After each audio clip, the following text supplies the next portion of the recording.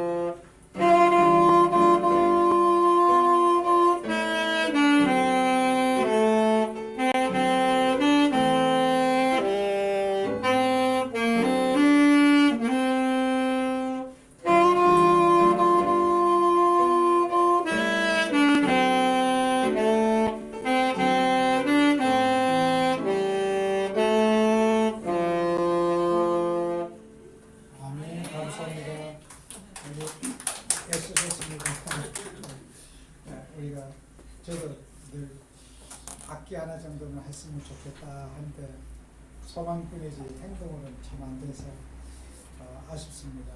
감사합니다. 우리가 하나님 자녀들은 이 복음운동하고 이 땅에 살아가면서 고난이라고 하는 것을 피할 수가 없어요. 고난, 고생. 우리 여러분 고생하고 살고 계시잖아요. 각자가. 교회 다니는 사람은 이렇게 이제 사람들에게 뭐 말하면은 당신 행복하십니까? 행복해요. 왜요? 우리는 가식과 위선으로라도 행복 안 해도 불신자들 만나고 인상 쓸 수 없으니까 또 행복한 척하고 또 행복하다고 말하고 우리 이제 그렇게 사는 거예요. 또 우리 속에 있는 걸 또 불신자들에게 다 공개를 못 하잖아요. 그죠? 누가 만나면 저 사람 교회 다니니까 교회 다니는 사람들은 인상 쓰고 화내면 되지 안 내는 걸 불신자들이 알아요. 우리는 막 찬양하지요. 이렇게 있으니까 교회 다니는 사람들 늘 웃고 사는구나. 그런데 실제로 그렇습니까? 안 그렇습니다. 교회 다니는 사람도 불신자가 당하는 고생을 똑같이 하고 똑같은 게 아니라 불신자보다 여러분이 고생 더 많이 하고 살아요. 불신자는 어떤 뭐 먹고 쓰고 즐기는 일에 어떻게 보면 여러분보다 훨씬 더 고생이 많아요. 그래서 여러분이 더 고생을 많이 하지 불신자는 여러분보다 사실 고생 안 해요. 또 그들은 감각이 없고 느낌이 없어요. 죽은 영혼은 찔러도 아프지도 않아. 상처를 받아도 그러려니 인생 팔자려니 하고 살고 뭐 어떤 사고를 당해도 에이구 그러려니 뭐 다 그런데 뭐 하고 또 그래 살고 그래갖고 이 아픈 감각이 없어요. 그래서 예수님이 뭐라 하나 불신자를 양심에 화인받았다. 감각이 없다. 느낌이 없어요. 이 죽은 세포가 느낌이 없듯이 불신자는 고생을 하고 찌질하게 고생하는데도 불구하고 느낌이 없어. 그런데 여러분은 하나님 자녀가 되고 나면은 살아있는 사람이 됐기 때문에 아파요. 누가 말하면 마음도 아프고 슬프기도 하고 감정이 있고 사람이 옛날에 불신자로 살 때는 뭐 별로 문제도 안 되던 것이 성도로 하나님 자녀로 살아갈 때는 오히려 우리가 좀 쪼잔해진 것처럼 막 문제도 크게 보이고 막 문제가 어느 날 나를 덮어 쓰기도 하고 이게 우리 성도의 삶이에요. 그래서 여러분 우리는 세상에 사는 동안에 고생하고 사는 거예요. 그리고 우리는 그 고생을 뭐예요? 고생이라고 말하지 않아요. 왜요? 이 모든 것들이 하나님의 영광을 위한 것이고 주를 위한 주님으로 인한 고생이고 고난이기 때문에 우리는 감사하고 사는 거예요. 그래서 마귀 자녀들이 감각이 없고 폭력을 쓰고 무슨 나쁜 짓을 해도 느낌도 없고 뻔뻔하게 살잖아요. 그들은 죽은 영혼이기 때문에 뭐 감각 없이 사는 거예요. 그렇다고 그들이 우리보다 행복하냐고? 그렇지 않아요. 그들은 죽은 상태이기 때문에 영이 죽은 상태이기 때문에 우리가 느끼는 슬픔을 그들은 느끼지 못해요. 우리가 느끼는 아픔을 그들이 아픔을 당하지 못해요. 그들은 마귀에게 사로잡혀가지고 감각 기능이 마비가 되어져 있는 거예요. 영적인 고통을 받고 있기 때문에 아픔을 모르는 거예요. 여러분과 저는 이 험악한 세상을 살아가면서 여러분은 성령의 충만함 받아서 아픔을 느끼지 않고 살아가는 축복 받으시기 바래요. 고생을 해도 고생이라고 느껴지지 않는 응답을 받는 게 성령 충만 받는 거예요. 마귀 자녀들은 마귀에게 충만함 받아가지고 슬퍼할 일인데 슬퍼하지 않고 살아가는 거예요. 그게 마귀 충만 받아서 그래요. 우리는 이 땅에 살면서 아픔을 아픔으로 느끼지 않도록 하나님 은혜 속에 여러분이 살아가면은 항상 우리는 고난도 감사할 수가 있고 우리는 세상에 힘든 일이 많지만은 웃고 살 수가 있고 마음의 여유를 갖고 살 수가 있는 행복이 올 수가 있는 거예요. 그래서 우리 교회 성도님들은 정말 말씀 붙잡고 의미 있는 고난을 받으시고 살아가는 축복 받으시기 바래요.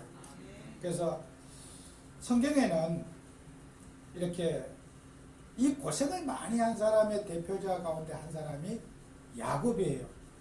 그래서 우리가 찬송가에도 내 주를 가까이 하고 하면 야곱과 같은 고생이라 이렇게 우리 찬송가를 사람들이 그 공감이 되거든요.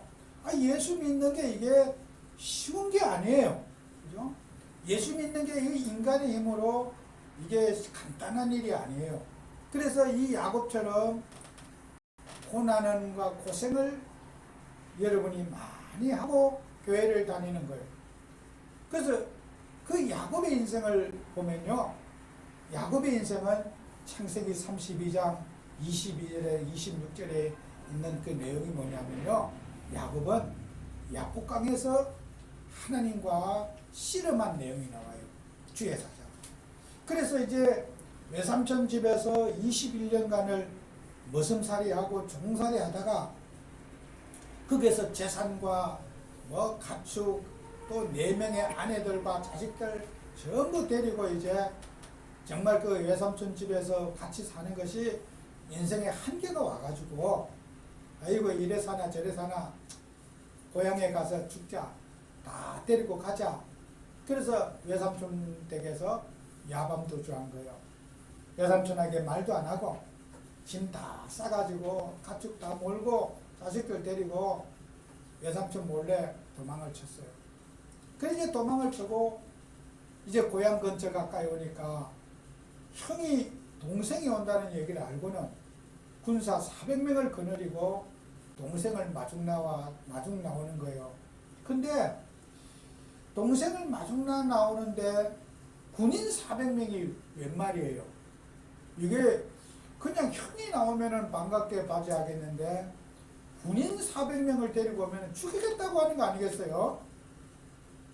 그래서 야곱은 지금까지 있었던 모든 재산과 모았던 것을 다 형을 앞에서 일일로 줄을 쫙 가축 먼저 줄 세우고 소부터 시작해서 양까지 전부 다 일일로 줄을 세워가지고 성물도 길게 늘어뜨려 가지고 한꺼번에 다 모아서 가면 좀 그러니까 감동받을 수 있도록 야곱은 머리를 쓸대로 썼어. 전부 다 일일로 줄을 쭉 세웠어요. 수백 마리의 짐승을. 그리고 세운 다음에 이제 자식들도 순서대로 다 세우고 제일 사랑하는 자식 요셉은 제일 뒤에 세우고 마누라도 미운 마누라 앞에 세우고 또 이제 자기가 사랑하는 마누라는 또 뒤로 줄을 세우고 서열대로 쫙 세웠어.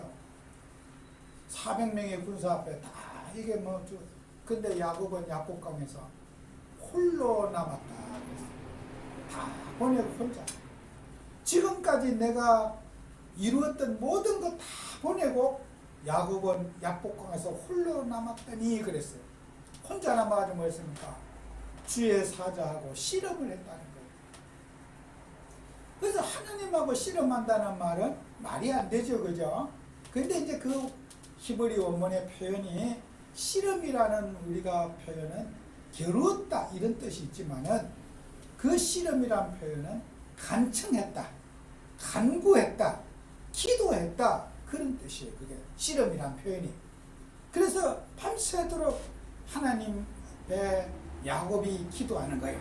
그 야복강에서 하나님 앞에 나의 이런 사정과 문제, 인생의 어려움, 내 죽음의 위기에 놓여있던 사정을 놓고 하나님 앞에 다 내려놓고 기도를 시작하는 거예요. 목숨 건 기도를 시작하는 거예요.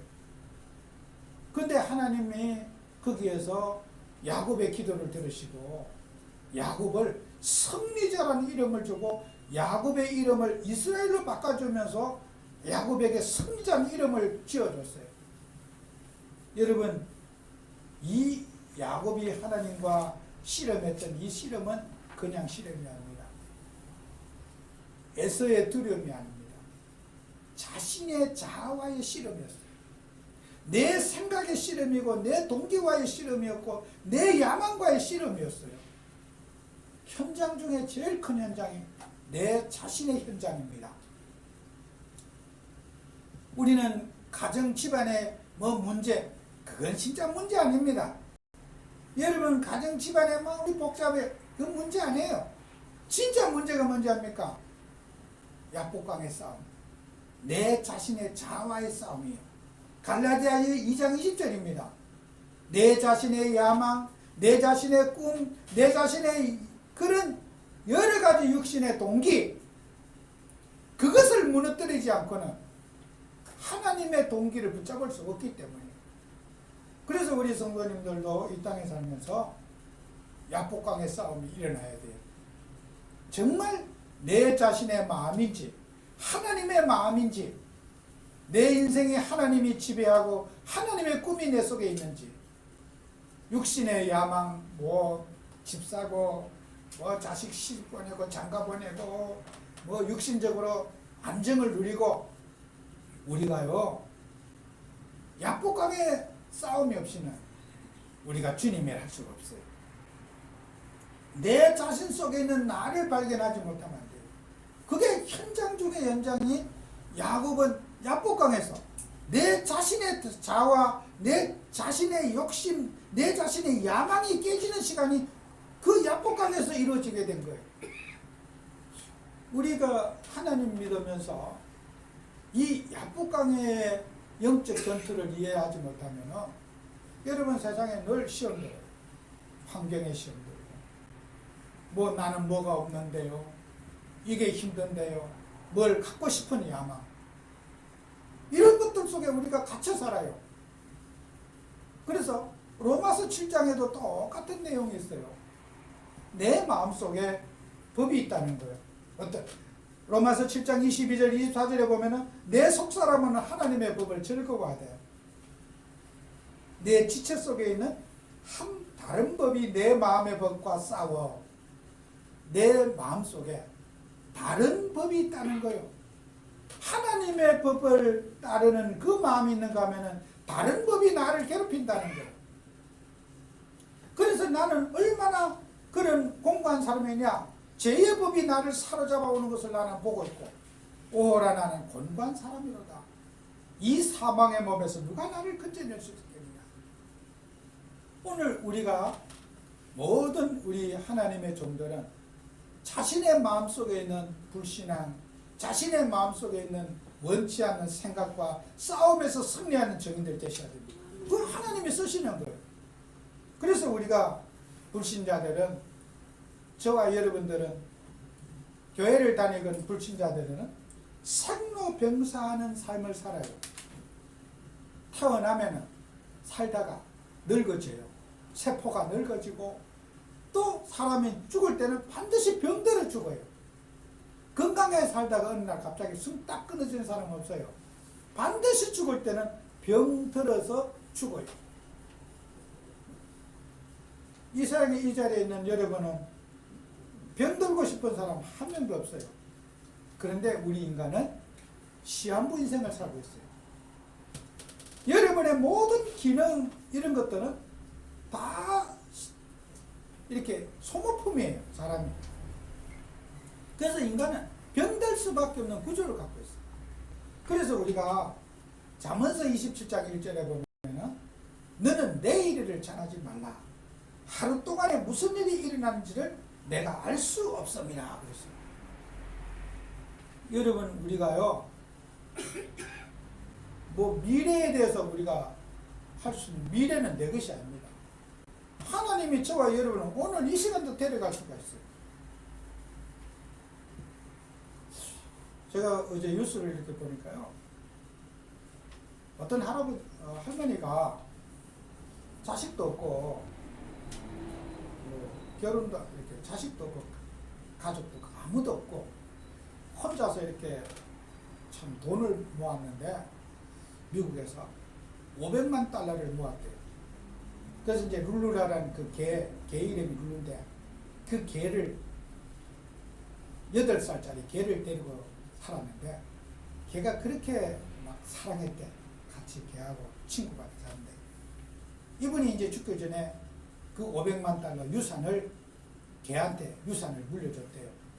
그리고 걔 관리인을 법적으로 세워가지고 그 관리인이 이제 걔를 보호할 수 있도록, 내 죽고 난 이후에 보호할 수 있도록 관리인에게 관리인을 두고 이제 죽었는데, 근데 법적으로 공정을 해놨기 때문에 관리인도 그 돈을 함부로 쓸 수가 없대요.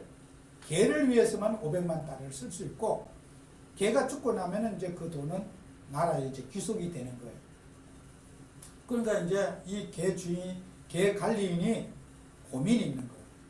개한테 내가 500만 달러를 어떻게 쓸 수 있을까?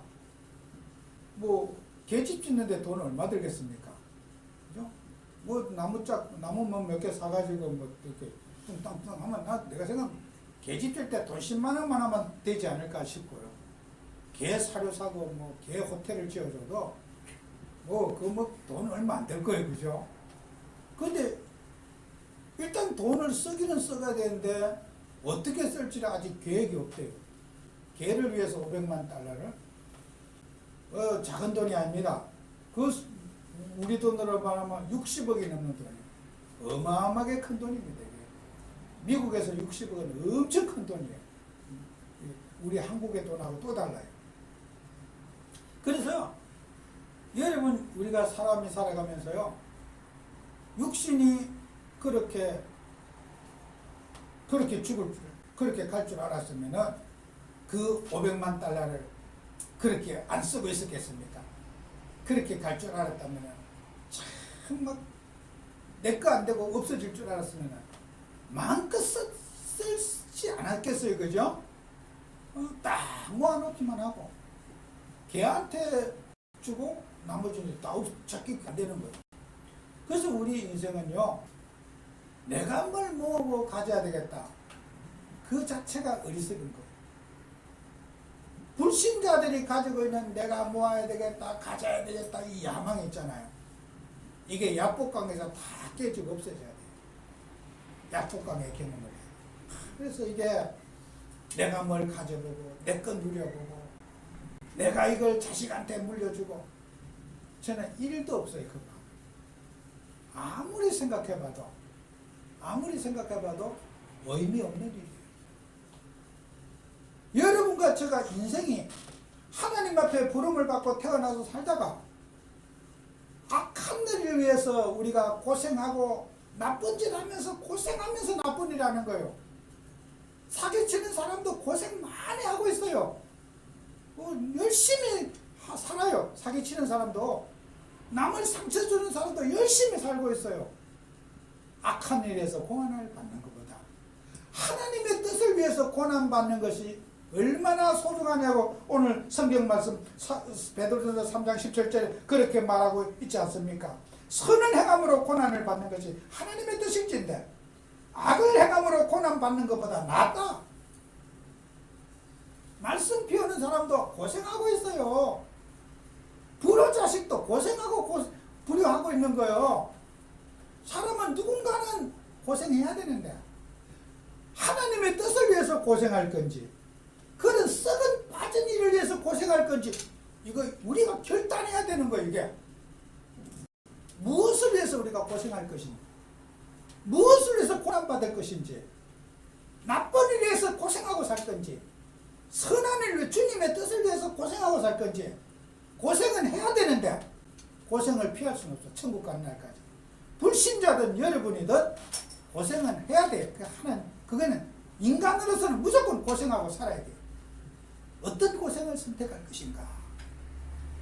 저와 여러분은 고생을 해도 의미 있는 고생을 선택하자.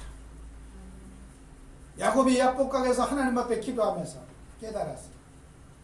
자식 키우고 돈 모으고 재산 늘리는 것이 인생의 고생의 목적이 아니라 나는 아브라함의 손자가 아니냐, 언약의 비밀을 누리고 메시아의 비밀을 누리고 나를 통해서 천하 만민이 복을 받고 영적인 저주와 재앙을 받는 이 시대에 하나님의 뜻을 위해서 내가 고생하는 것이 이게 가치 있는 고생이 아닌가. 약복강에서 깨달은 거예요. 너는 이스라엘이라, 야곱은 속이는 자 빼앗는 자예요. 이스라엘이라, 너는 야곱이라 하지 말고 이스라엘 하라, 승리자라 해라. 그 사망에서 빠져나서 이스라엘이라고 해라. 하나님이 이름을 지어줍니다. 다시는 옛날로 돌아가지 말고 하나님의 뜻과 아브라함이 붙잡은 그 언약 붙잡고 너가 이제 평생 살아가라. 이게 약복강에서 받은 야곱의 축복입니다. 우리가 결단해야 되지 않겠습니까? 저와 여러분은 오늘 야곱의 결단을, 약복강의 결단을 가지고 집에 돌아가시기 바랍니다. 나는 어떻게 살아갈 것인지. 그런 육신적인 일에서 고생하다가 지질이 고생하다가 죽어서 의미 없는 삶을 살다가 갈 것인지, 주를 위해서 의미 있는 고생을 하고 살 것인지, 의미 없는 고생을 하고 살 것인지 우리가 결단하고 살아야 된다. 그래서 우리는 성도님들의 고난은 의미 있는 고난을 회복하자. 그래서 우리 예수님은 어떤 고난을 당하셨는가? 이것도 우리가 한번 생각해 봐야 되지 않아요? 우리는 예수님이 기준이야. 뭐 누가 어떻게 했다 그거는 참고고, 예수님이 어떻게 살아오셨고, 예수님이 어떤 모본을 보이시고, 예수님이 어떤 일을 하셨는지 이걸 우리는 차갑게나 묵상해보고 항상 우리는 오뚜기처럼 예수님 바라보는 삶이 돼야 돼요. 그러면 여러분과 저는요, 세상 지식이 아니라 예수 아는 지식이 여러분에게 충만해야 돼요. 예수님 아는 지식. 예수님에 대해서 여러분이 박사가 돼야 돼요. 예수 박사. 세상적인 거 그런 거 알면요, 예수 아는 지식은 몰라요. 우리 성도들은 예수님 박사가 돼야 돼요. 무슨 문제가 있으면 예수님을 딱 바라봐야 돼요.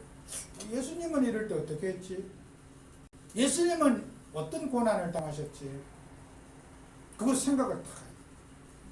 항상 우리 인생의 기준은 예수님이에요.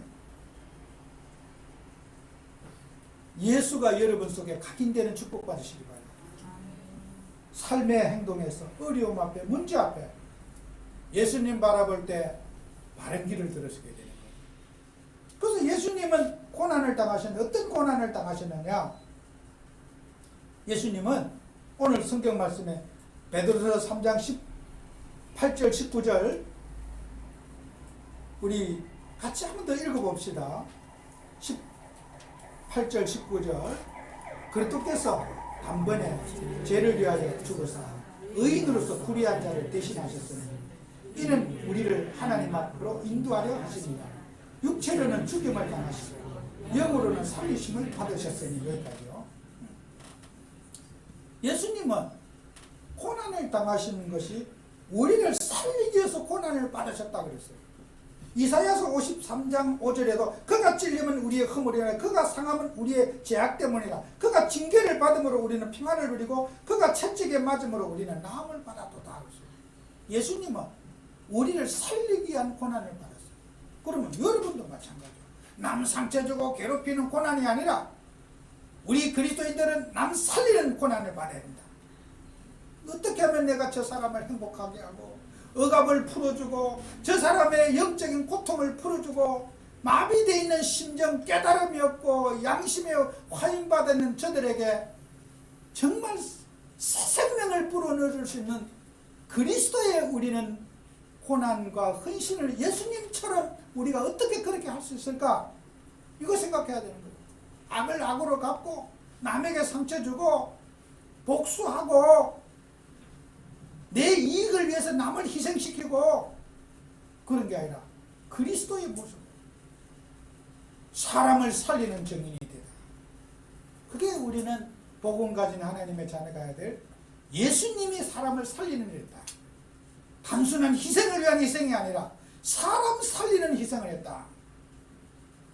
우리는 고생을 위한 고생하지 말고 나의 수고를 통해서 생명을 살리고 사람을 살리는 희생하자.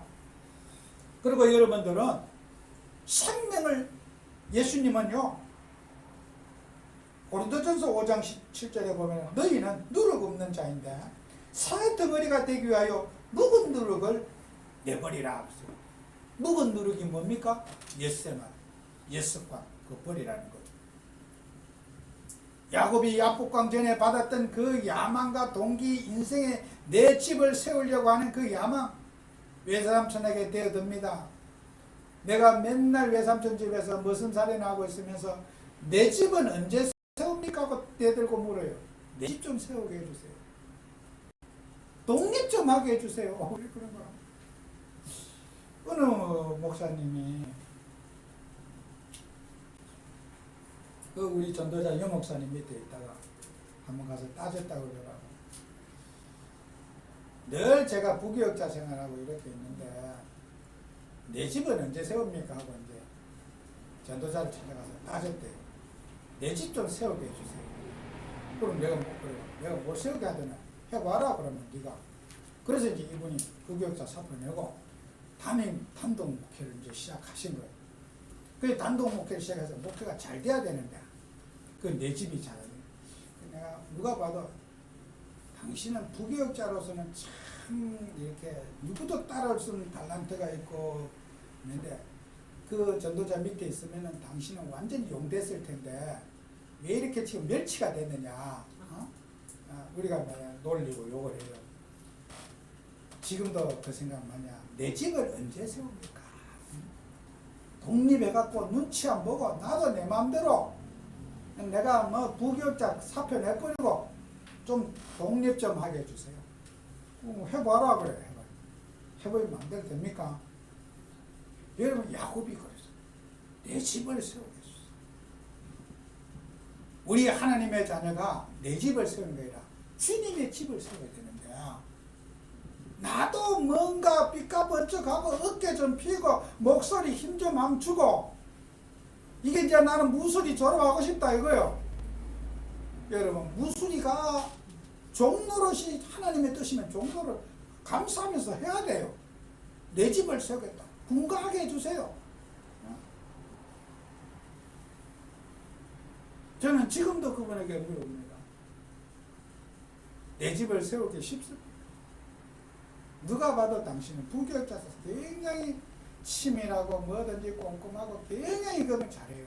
탁월해져 주겠어요. 글도 잘 쓰고 이 매제 정리정돈도 잘하고 막 아무나 하는 거 아니에요. 그런데 독립을 하니까 이 죽도 밥도 아니라. 여러분 우리가 하나님 할 때 내 집을 세우는 게 아니라 그리스도의 집을 세워야 돼요. 그죠? 그리스도의 몸을 세워야 되는데 사람들은 내 집을 세우겠다는 거예요. 그게 교만이요. 그죠? 여러분 우리는 복음 가진 하나님 자녀는 나를 내려놓고 나면 참 편해요. 묵은 누룩을 버리고 나면 편해요. 그리스도께서 희생하셨느니라. 야, 하나님이 희생했다. 하나님이 하나님임을 버렸다. 너희들도 버려라. 그러면 행복하다. 그죠? 정말 저는 그래요. 우리 교회가 전국과 세계 237 섬기고 천국의 교회를 섬기고 목사님들을 받들고 전도자들을 힘나게 하는 교회 주님 되게 해주세요. 늘 나는 그 기도예요. 같이 맞서고 성격적인 대립하고 남 깎아내리고 내가 그렇게 쪼잔한 인생 살다가 죽으면 무슨 의미가 있겠냐. 하나님이 쓰신 일꾼들을 목사님들을 귀히 여기고 그분들을 위해 기도하고 그분들을 섬기고 가야지. 무슨 자존심 경쟁하고 서로 그런 육신적인 논리예요. 주님 이거 배설물입니다. 묵은 누룩 주님 철저하게 완전하게 내려놓게 해주세요. 우리는 우리 교회가 새 종로가 되어서 교회를 받들어주고 목사님들의 의욕을 심어주고 이 전국의 전도자들의 마음을 살려주고 여러분요 우리가 해야 할 237에 대한 사명을 딱 가슴속에 품고 살아야 돼요. 237이 뭐요? 세계복음. 그래서 세계복음만은 뭘 하시느냐? 내 자신 치유로부터 시작되는 거예요. 세계복음만은. 세계복음만 어떻게 합니까? 내 자신의 생각에서부터 세계복음만은 시작되는 거예요. 그래서 우리는 세계복음 하려면은 내 자신 치유받아야 돼요. 예수님이 말씀하셨어요. 직접 말씀하셨어요. 마가복음 8장 35절 37절에 보면은 예수님이 직접 이 말씀합니다. 누구든지 자기 목숨을 구원하고자 하면 잃을 것이요 누구든지 나와 복음을 위하여 자기 목숨을 잃으면 구원하리라. 사람이 만일 온 천하를 얻고도 자기 목숨을 잃으면 무엇이 유익하리요? 사람이 무엇을 주고 자기 목숨과 바꾸겠느냐? 여러분요 죽고 나면 무슨 의미가 있습니까? 의미 없어요. 네 목숨보다 중요한 게 되느냐? 네가 숨쉬고 살아있을 때만 네 거지. 네가 숨 끊어지고 나면 네 인생 없다. 목숨보다 귀한 게 없다. 예수님이 우리에게 영원한 언약을 붙잡으라고 이 말씀하신 거예요. 생명 살리고 복음에 살아가라고 주님이 이 말씀을 우리에게 주신 거예요. 우리가 이 세상에 살면서 주님이 우리에게 주신 이 말씀은요, 여러분이 껌 씹듯이 계속 이 말씀을 씹어봐도 은혜돼요. 그죠? 저는 뭐 껌 별로 안 좋아합니다. 껌은 한 통 다 씹습니다. 누가 껌 주면 부족해가지고 입이 꽉 차야지 좀 맛있거든요. 달달해. 그래서 이제 껌을 통에 들어 한 입에 다 탁 먹고 확실히 땀물 다 좀 아프고 아파도 그냥 다시. 그러면 땀물 다 빠지고 나면 휴지 차지. 이것도 어디다 버리냐. 근데 그 좀 성격이 그래요. 한 입에 몽창 다 넣고 씹어야지 그 달달하게 맛있지. 그 땀물 빠지고 그러는데 그거 왜 내가 의미 없이 와 이렇게 씹고 있느냐. 배고프고 말이야. 소화도 잘 되는데. 여러분요, 예수님은요, 말씀은요, 되뇌면 되뇌일수록 은혜됩니다. 은혜돼요. 이야, 이게 진짜. 어제 봤는데, 어제는 그래도 오늘을 보니까 이게 진짜 이게, 어째 이 말씀이 있는데 내가 이걸 못 붙잡았을까?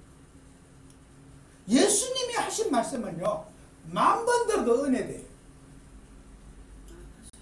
네 목숨보다 중요한 게 있느냐.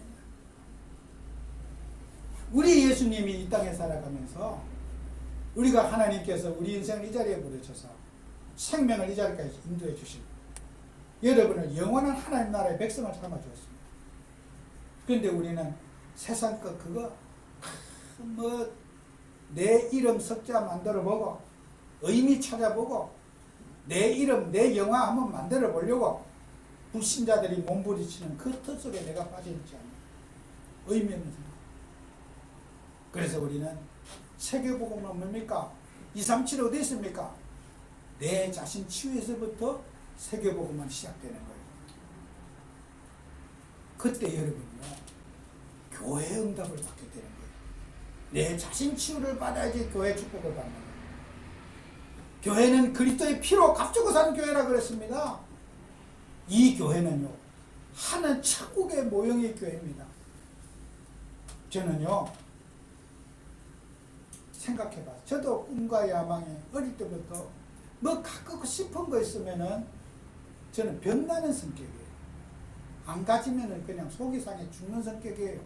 보통 보면 가져도 되고 안 가 이렇잖아요. 저는 갖고 싶다 그러면은 그걸 확 그냥 막 성취 안 하면은 이렇게 영적 문제 와서 죽어버려요. 저는.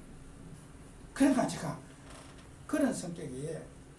제가 뭘 갖고 싶은 거 마음속에 저걸 가져보면은 저렇게 해보면은 그런데요, 곰곰이 따지고 생각해보면 다 의미 없어요. 의미 없어. 내 인생에 가장 의미 있는 게 뭘까? 제가 어느 날 내 인생에 교회당에 올인하고 교회당 세워놓고 가는 것이 인생의 최고 의미겠다. 제 가슴 속에 붙잡아졌어요. 의미가 교회당이구나. 예배당 세워놓고 가는 게 제 인생의 의미겠구나. 1일도 내 재산, 내 거, 내 죽음 앞에 난 남기지 않아야 되겠다. 제가 하나님 앞에 그 의미를 찾았어요. 뭐 내 거 죽으면 천국 가는데 내가 뭐 내 거 뭐 해놓고 뭐 해가냐. 그거는 완전히 의미 없는 거다. 예배당 세워놓고 가야 될 거다. 그거는 저는 하나님 앞에 교회 의미를 찾았어요. 좋은 집을 사서 어떤 TV 전원주택을 사가지고 거기에서 이렇게 뭐 행복하게 살고 눈으로 보면 내가 저 살아라면 나 돌 것 같다. 의미 없어요. 하루 이틀 시로는 갈 수가 있겠지만 내가 저 산속에 살아라면은 저게 의미가 있는가? 산속에 내가 저어서 처박혀갖고 뭐 버섯이나 따고 앉아갖고 그거 켜고 앉았으면 그거 무슨 의미냐 그게. 짐승이나 나나 똑같지. 의미 없어. 나는 의미를 못 찾겠더라. 인생의 투자처를 내가 왜 그런데 산속에 들어가서 그게 행복한가. 거기서도 숨 쉬고 맑은 고기 마신다. 그거 들어간다. 여기서도 내가 맑은 고기 다 마셔요. 여러분 집에 공기청정기 틀어놓으면 깨끗 산속보다 더 맑아져요. 굳이 산에까지 가서 안 살아도 돼. 이렇게 다 따져봤어. 의미 있겠는가? 의미 없다. 젊었을 때는 집을 큰 집에 살면 좋겠다. 아이고 큰 집에 있으면 지금도 청소하기 귀찮아 죽는데 저 청소는 누가 하지? 그러면 내가 평생 청소마다 볼일 다 볼 거 아니야. 제일 쬐끄만 집. 내가 잠만 잘 수 있는 집. 그거 있으면 좋겠다. 그게 딱 의미가 되는 거야. 그냥 잠만 자고 그냥 기도하고 편안하게 쉴 수 있는 거야. 겨울이면 따뜻한 보일러 그냥 조그만 집에 연료비도 적게 들 거 아니야. 추워가지고 달달달 떨면서 큰 집에 연료비가 걱정돼가지고 그렇게 고생하고 살지 말고 제일 작은 집에 그냥 따뜻하게 기도하고 내가 그런 집 있으면 참 좋겠다. 세상에서 제일 작은 집. 그건 또 의미가 있어. 그렇지. 그게 의미지.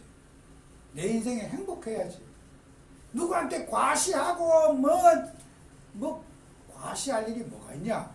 그 의미 없다. 제가 냉정한 머리로 생각하면 의미 있는 게 뭔가?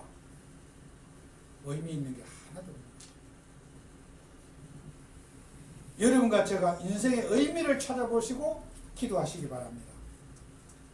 내가 정말 참된 의미가 뭔지 내 썩어 빠진 이름 석자 남기려고 그렇게 몸부림치는가? 내 자존심 세우고 내 야망 세우려고 그렇게 우리가 의미를 찾는가? 의미 없습니다. 저는 그래요. 의미 없어요. 살아있는 동안에 우리 주님 이름 드러내고 예수님의 이름을 드러내는 정인이 되다가 내가 가야지. 썩어질 거 그런 거 내 이름 석자 의미 드러내고 그래 갖고 살다 가면 인생에 무슨 의미가 있겠는가. 저는 교회의 의미를 찾는 축복받는 우리 성도들 되시기 바랍니다.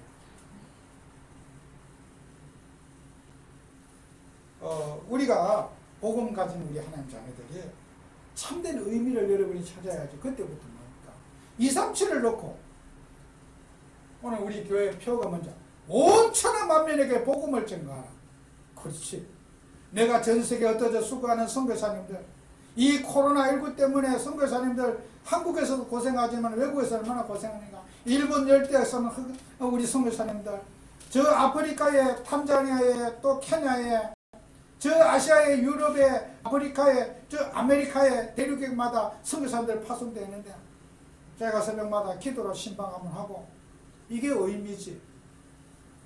237의 언약 붙잡고 저 선교사님들 사역 속에 천사를 붙여주셔서 이런 모든 위기가 기회가 되게 하고 정인으로 세워지게 해달라고. 마음 약해지지 않고 하나님이 이루할 수 있는 일꾼들 붙여달라고. 여러분요, 의미 있는 기도를 회복하시기 바랍니다. 기도하면 할수록 힘나요. 의미 있는 기도하시면은 기도하면 할수록 더 하고 싶고 힘나요. 여러분이 은혜 받고 축복 받아요. 의미 없는 기도하면은 하면 할수록 힘 빠져요. 그런데 진짜 하나님 앞에 의미를 찾으면요, 죽을 때까지 이 기도 할 수 있다니까. 교회가 준 기도 제목, 하나님으로부터 발견한 기도 제목은 평생 할 수가 있어요. 누가 하라 마라가 아닙니다. 의미가 있기 때문에. 오늘 우리 교회에 다니는 성도님들에게 자신 치유를 통해서 교회 치유받고 시대 치유받는 정인 되시길 축원합니다. 다른 데 속지 말고. 뭐 세상 뉴스 너무 들으면 열받아요. 복잡하죠. 여러분 복음 가진 여러분이 똑똑한 분들이에요. 복음 없는 저 사람 마귀자네들은요, 아무리 좋은 학벌 서울대학 유학파 아무리 해도요. 제가 느낀 거는 그래요. 막이 들린 사람들은 학벌 명함에 아무리 화려해도 혼미해요. 여러분이 똑똑한 분들이라니까 알고 보면 판단 생각 마귀가 들려가지고 꽉 껴있어. 이력서는 화려한데 이 생각이 마비되어 있다니까. 그래서 불신자들 참고하지 마세요. 여러분이 하나님 앞에 여러분 복음 가진 여러분이 지혜로운 분이고 똑똑한 분들이에요. 그런 껍데기 붙잡고 있는 그들을 불쌍한 사람들이에요. 안타까운 분들이에요. 정말입니다. 제가 학벌이 없잖아요. 그런데요, 그 학벌 있는 들 보면요, 너무 안타깝게 보여가지고 나도 모르게 막 등 두들러 주게 되고 이래 돼요. 그러면 나보다 나이가 많아도 막 내 어린 자식 거란 듯이 또덕거려 주게 돼요. 너무 안타까워서 고생이 많구나, 힘들구나, 아이고 어떻게 고생하고 살까, 이렇게 마음의 고통을 많이 받고 사나, 막 이게 보이니까 저도 모르게 행동과 손이 그렇게 움직여져요. 너무 안타까워가지고. 제가 이 자리에는 여러분 영적 사실 한번 봐보세요. 육신의 껍데기에 갇혀 갖고 있는 그분들이 얼마나 불쌍해 보입니까? 그야말로 정말 물에 빠져있는 그들을 살려주고 싶은 마음이 얼마나 안타까워 보입니까? 저는 그래요. 제가 비교적 그런 지위에 있는 분들을, 육신적인 그런 화려한 이력서 있는 분들을 제가 여러분이 아는 것보다 상상을 초월한 제가 많이 만난 사람 중에 한 사람일 거예요. 근데요, 한결같이 그분들이요, 만문을 여시더라고요. 만문을 여시더라고요. 한 번도 그분들이 저한테 학벌 자랑한 적 없어요. 한 번도 그분들이 저한테 뭐 돈 자랑한 적 없어요. 그저 어린애기처럼 그냥 이랬죠. 매달렸어요. 한 번도 나한테 학벌 자랑한 적 없어요. 나이로 갖고 나한테 누른 적 없어요. 뭐 젊은 것이 뭐라 이렇게 나한테 대립한 적 없어요. 왜요? 나는 그분들이 고통받는 걸 봤거든요. 그분들이 영적으로 억압되어 있는 걸 나는 보고 있거든요. 얼마나 저분들이 고생이 많나. 저 시달림 속에 살아가는데.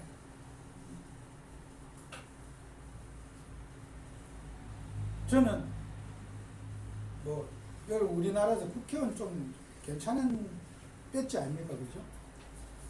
여기 뭐 디지털 대학 총장 같은 그분도 국회의원 저 광주에서 2번인가 3번 하신 분이에요. 제가 이래만 이분이요. 정말요. 어린애기처럼 손 모으고 그냥 막 눈빛 보면 여러분 하나님이란 저와 여러분들에게 어떤 그분 내가 뭐 데려올까 뭐 그거 말고도 무슨 사법부에 뭐 어떤 뭐 법관도 뭐 판사도 높은 격을 했었고 뭐 그런 얘기를 하더라고요. 근데 여러분 육신의 껍데기에 지금 영적인 건 몰라서 억압돼 있어. 그걸 안 보니까 맨날 그분들 앞에 가서 육신적인 얘기만 찌끄리다 오시는 거예요. 정말 안타깝죠. 어째 그런 얘기를 할까. 그래서 내가 좀 속된 표현이지만 저와 여러분이 육신적인 얘기를 불신자 앞에 하고 다니면요, 똥차 앞에 방귀 끼는 역할을 합니다. 똥차 여러분 냄새 맡아봤죠? 그 방귀 껴도 별 효과가 없어요. 그죠? 밀폐되고 혼자 있을 때 방귀 냄새가 나요. 똥차 앞에 여러분 방귀 껴도 냄새 안 나요. 여러분이 육신적인 얘기를 불신자 앞에 가서 해봐야 똥차 앞에 방구 끼는 거예요. 아무 의미 없다니까. 진짜 의미 없어요. 우리가 그런 짓 하고 살아야 됩니까? 그들은 그런 억압 속에 고통 속에 있는데 우리가 영적인 말씀 전하고 복음 전하고 생명 전하고 살아야 되지 않겠습니까? 뭐 육신적인 얘기를 하고 그래 살아야 되겠습니까? 차라리 영적인 얘기 못하면 입이나 다물고 있어도 본전을 하는 거예요. 말 안 하고 가만히 있어도 본전하는 거예요. 진짜 그냥 뭐 전도 못하고 그냥 가만히 앉아 듣고만 계셔도 그거 본전하는 거예요. 오늘 저와 여러분에게 복음 가지고 현장에서 진짜 우리는 그리스도의 고난의 의미를 여러분이 알고 우리도 현장에 가서 정말 우리는 의미 있는 고난을 선택하고 살자. 또 우리는 육신적인 일에 여러분과 저는 다 내려놓고 영혼을 살리고 그들의 영혼의 억압을 풀어주는 증인의 삶을 누리시기를 축원합니다. 기도하겠습니다. 하나님 아버지, 정말 우리 교회 성도님들 나의 약복강을 회복하게 하시고 우리의 야망 동기 내려놓고 의미 있는 기도 제목 잡을 수 있는 우리 교회 성도님들에게 축복해 주옵소서. 의미 없는 세상에 의미를 부여하고 의미를 잡아줄 수 있는 우리 성도들 되도록 역사해 주시옵소서. 예수님 이름으로 기도합니다. 아멘.